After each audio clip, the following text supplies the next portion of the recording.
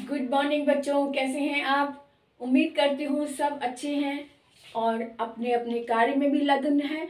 अपना अपना कार्य यानी कि अपनी पढ़ाई में पूरी तरह से संलग्न हैं और अपनी पूरी मेहनत कर रहे हैं, क्योंकि हम परीक्षाएं नज़दीक आ रही हैं और परीक्षाओं में पास होने के लिए सबसे अधिक ज़रूरत होती है कि वर्तनी को यानी स्पेलिंग को सही रखना।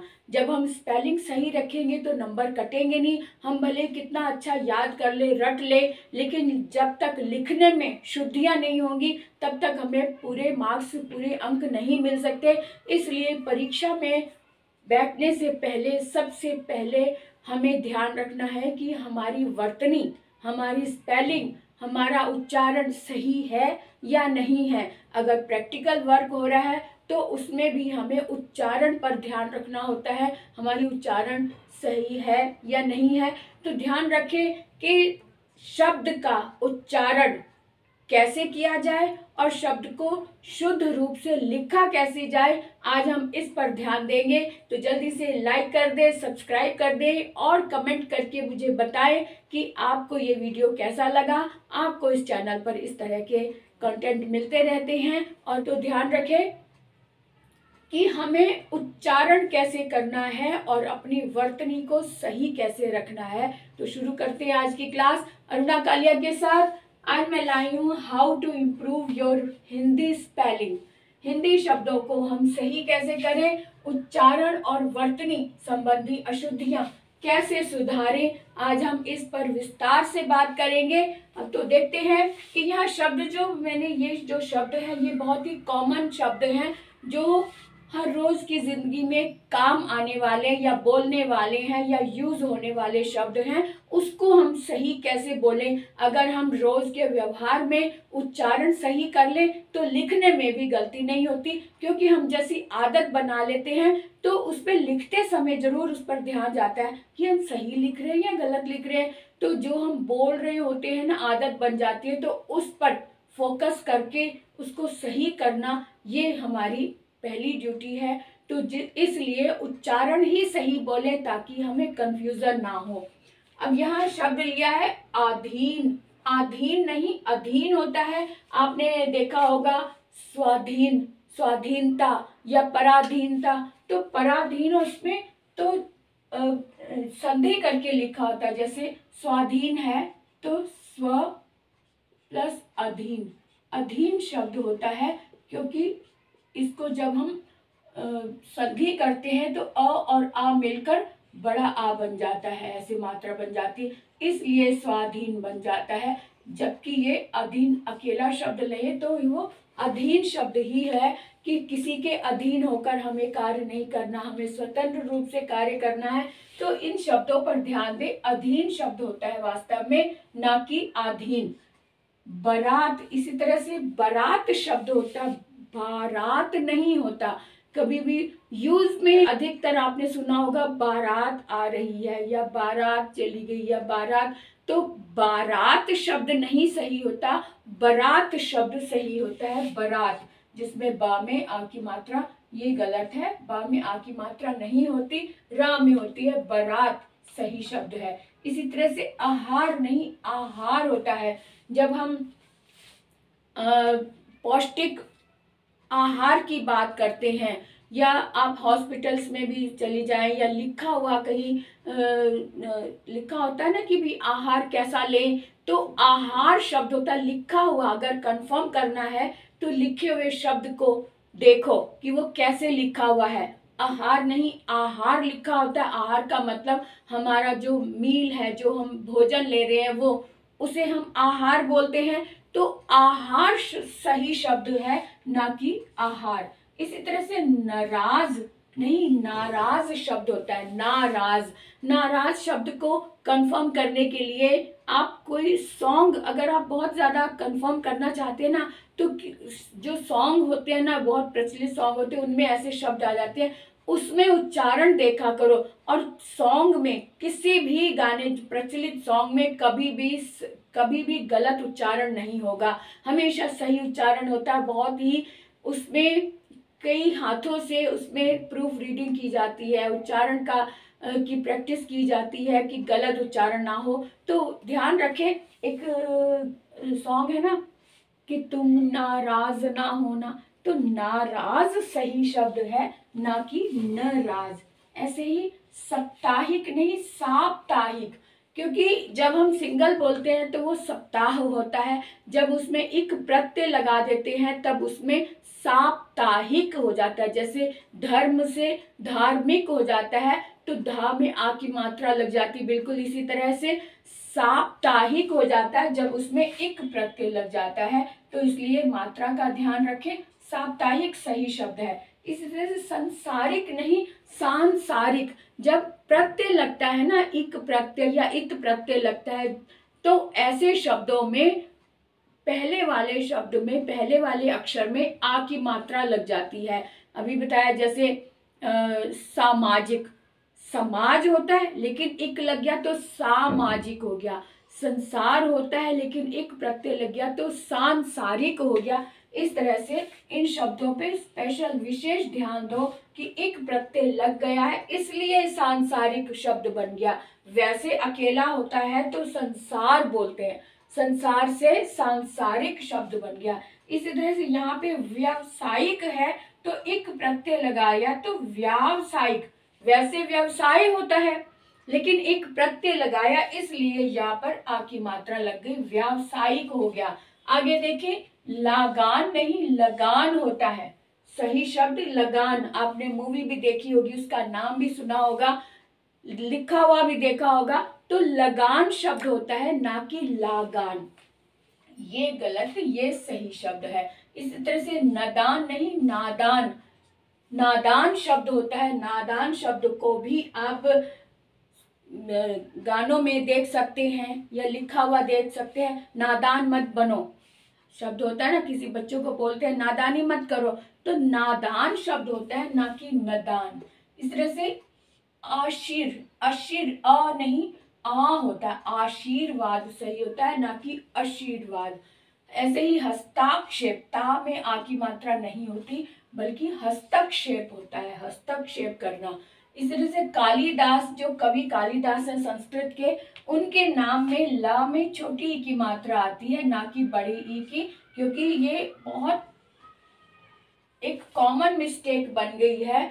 जब हम लिखने लग जाते हैं तो बड़ी ई की अगर ना कोई टोके तो बड़ी ई की मात्रा लगाते चले जा रहे, लगाते चले जा रहे हैं। जब हमें कोई टोकता है या ध्यान रखा जाता है, लिखा हुआ पे ध्यान जाए, तब आपका ध्यान जाएगा कि काली ल में छोटी ई की मात्रा सही होती है ना कि बड़ी ई की मात्रा। वैसे भी हम बोल कर भी देख सकते हैं कालिदास, कालिदास नहीं बोल रहे, कालिदास शब्द आ रहा है इसलिए छोटी ई की आवाज आ रही है। इसी तरह से अतिथि, इस शब्द में बहुत मिस्टेक होती है सभी की, छोटे बड़े, यहाँ तक कि टीचर्स भी इस तरफ ध्यान नहीं देते हैं। अतिथि में सभी में छोटी ई की मात्रा ही लगती, कहीं भी बड़ी ई की मात्रा नहीं लगती। जिस तरह से अगर आप देखें कि तिथि, जब आप पत्र लिखते हैं तो उसमें तिथि लिखते हैं ना, तिथि में जिस तरह से दोनों में छोटी ई की मात्रा आती है, इसी तरह से अतिथि में भी छोटी ई की ही मात्रा आती है, दोनों में, टा में भी और था में भी। इसे आगे देखिए परिचय, अब इसको बोलकर भी देख लो, परिचय ना कि परिचय नहीं हम बोल रहे, परिचय। बोलने में ही छोटी आवाज आ रही है तो लिखने में भी छोटी होगी, तो यहाँ पे परिचय रा में छोटी ई की मात्रा होगी ना कि बड़ी ई की। ये देखो तिथि, अभी मैं बता रही थी, तिथि में भी दोनों में छोटी ई की ही मात्रा आती है ना कि बड़ी की। बड़ी की मात्रा अगर लगी है तो वो गलत है। ध्यान रखो अपने मस्तिष्क में, एक बार अगर जब भी पत्र लिखो उस पर तिथि जब लिखते हैं तो उसकी स्पेलिंग पर ध्यान रख लो। अगर आप कंफ्यूज हैं, दुविधा में हैं, तो लिखा हुआ एक बार कंफर्म कर लो, बुक खोलो, उसमें देखो कि तिथि कैसे लिखी है, और हमेशा के लिए इस बात को दिमाग में बैठा लो कि तिथि शब्द में हमेशा ही छोटी ई की ही मात्रा आती है। बोलने में भी तिथि, तिथि थोड़ी बोल रहे हैं, तिथि तिथि है। इसी तरह से अतिथि, अतिथि में भी छोटी ई की ही साउंड आ रही है, इसलिए अतिथि तिथि, ये इस तरह से दोनों में छोटी ई की मात्रा। ऐसे नीति, नीति नहीं होता, नीति, ना में बड़ी की साउंड आ रही है लेकिन ता में छोटी की साउंड आ रही है, नीति है ना। चाणक्य नीति, नीति में त में छोटी ई की मात्रा आती है, ना कि बड़ी ई की। आगे देखिए यहाँ पे इसमें भी बहुत बड़ी मिस्टेक रहती है, हर समय बच्चे कंफ्यूज रहते हैं कि क्योंकि, बोलने में ही क्योंकि अगर आप बोलेंगे तो आपको लिखने में भी गलती नहीं होगी। अगर आप बोलेंगे क्योंकि की अगर बोलेंगे तो आप खुद ही कंफ्यूज हो जाएंगे, तो की साउंड आ रही है लंबी वाली, तो लिखने में छोटी नहीं। क्योंकि बोलो भी क्योंकि, क्योंकि बोलने से आदत पड़ जाएगी कि छोटी आवाज आ रही है की में, इसलिए ये सही हो जाएगा क्योंकि, ना कि ये। ठीक है। अब रचयिता नहीं होता शब्द, रचयिता। रचयिता जब भी बोलो कि इसके रचयिता कौन है, तो रचयिता ही बोलो, ना कि रचयिता। रचयिता बोलेंगे तो आदत पड़ जाएगी गलत बोलने की, तो फिर लिखते समय भी हमें कंफ्यूजन होगा। इसलिए जब बोलो, उच्चारण करो तो उच्चारण सही ही करो, तो इसलिए उच्चारण सही होगा तो लिखने में गलतियां नहीं होंगी। रचयिता होता है, ना कि रचयिता। इस तरह से कवित्री, कवित्री बोलने में ये आवाज आती है, लेकिन कवयित्री होता है, ये शब्द नहीं, कवयित्री। य में छोटी की मात्रा आती है और त्र में बड़ी की, कवयित्री ये शब्द सही होता है। इसी तरह से युधिष्ठिर नहीं, युधिष्ठिर होता है। ठिर शब्द, ठ में भी छोटी की आवाज आ रही है, युधिष्ठिर नहीं होता, युधिष्ठिर होता है, ठ में छोटी की मात्रा वाला सही। इसी तरह से पत्नी और पति, ये हमेशा में एक इसके साथ एक लॉजिक देख लो कि पति और पत्नी, पति का दर्जा मालिक होता है, लेकिन उसके शब्द में छोटी की मात्रा आती है। पत्नी का दर्जा सेकंड पे होता है, फिर भी उसकी मात्रा बड़ी ई की होती है। ये छोटा सा लॉजिक समझ लो। पत्नी में बड़ी ई की मात्रा आती है और पति में छोटी ई की मात्रा आती है। ये अगर आपने अपने मन में बैठा लिया, दिमाग में बैठा लिया, तो कभी भी मिस्टेक नहीं होगी। पत्नी और पति। इसी तरह से अहिल्या, अहिल्या सही शब्द होता, अहिल्या नहीं होता। जब कोई कहानी सुना रहे होते हैं तो जो बुजुर्ग हैं वो उनके जुबान पे अहिल्या चढ़ा हुआ होता है, लेकिन अहिल्या सही शब्द होता है। कभी लिखा हुआ, अगर लिखित जो कहानी सुनी हुई हो उसको लिखित रूप में भी एक बार पढ़ने की कोशिश किया करो और उसमें उच्चारण पर ध्यान दो। अगर मात्रा छोटी की लगी है तो उसको अहिल्या बोलेंगे, ना कि अहिल्या, है ना। तो इसलिए अहिल्या सही शब्द है, ना कि अहिल्या। इस तरह से छपकली, छिपकली नहीं होता, छिपकली होता है। छिपकली सही शब्द होता है, ना कि छिपकली। तूफान, तूफान, तूफान मेल, ट्रेन की का भी नाम सुनते हैं ना, तूफान मेल, ता में बड़ी साउंड आ रही है, ना कि छोटी। तूफान नहीं बोल रहे, तूफान, तूफान शब्द आ रहा है, इसका मतलब बड़े ऊ की मात्रा वाला तूफान सही है। ऐसे ही क्षत्रिय, इसको बोलने में भी साफ पता चल रहा है कि त्रा में छोटी की साउंड आ रही है। क्षत्रिय, ना कि क्षत्रिय। क्षत्रिय नहीं बोल रहे हम, क्षत्रिय बोल रहे हैं। तो बोलने में भी उच्चारण सही रखेंगे तो लिखने में भी मिस्टेक नहीं होगी। इसी तरह से क्षत्रिय में सही है, छोटी ई की मात्रा है, ना कि बड़ी ई की मात्रा।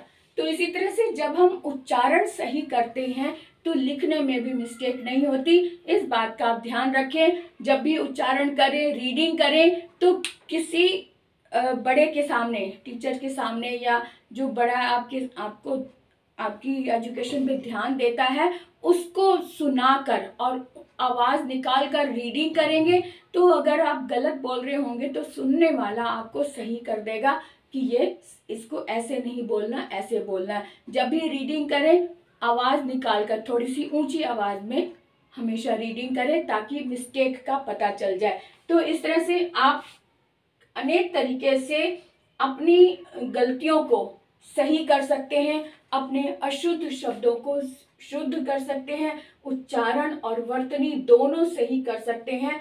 इन उपायों से जब हम बोलते हैं, बोलने का अभ्यास करते हैं, सही बोलने का अभ्यास करें, तो लिखने में भी गलती नहीं होगी। अगर लिखने में आप कंफ्यूज हैं तो एक बार कंफर्म जरूर कर लें कि इसका सही शब्द क्या है, इसकी सही वर्तनी क्या है, इस तरफ जरूर ध्यान दें, तो आपकी कभी भी मिस्टेक नहीं होगी, कभी भी गलती नहीं होगी। तो आज का वीडियो यहीं तक, क्योंकि मैंने बहुत बार देखा है कि बच्चे गलतियों पर ध्यान नहीं देते, जब टोको भी कि ये गलत, इसको अरे जल्दी से हो गया। जल्दी से तभी होता है जब हमारी आदत बनी होती गलत लिखने की। तो आदत ही मत बनाओ गलत लिखने की, तो जल्दी में भी गलती नहीं होगी। तो आज का वीडियो को यही विराम देते हैं और अगले वीडियो तक की इंतज़ार करते हैं, और क्या आपके कमेंट्स का इंतज़ार करती हूँ। अपने चॉइस का कोई कमेंट, कोई अपनी चॉइस का कोई टॉपिक मुझे ज़रूर दें कि नेक्स्ट वीडियो में कौन से टॉपिक पर बनाऊं। मुझे आपके कमेंट्स का इंतज़ार।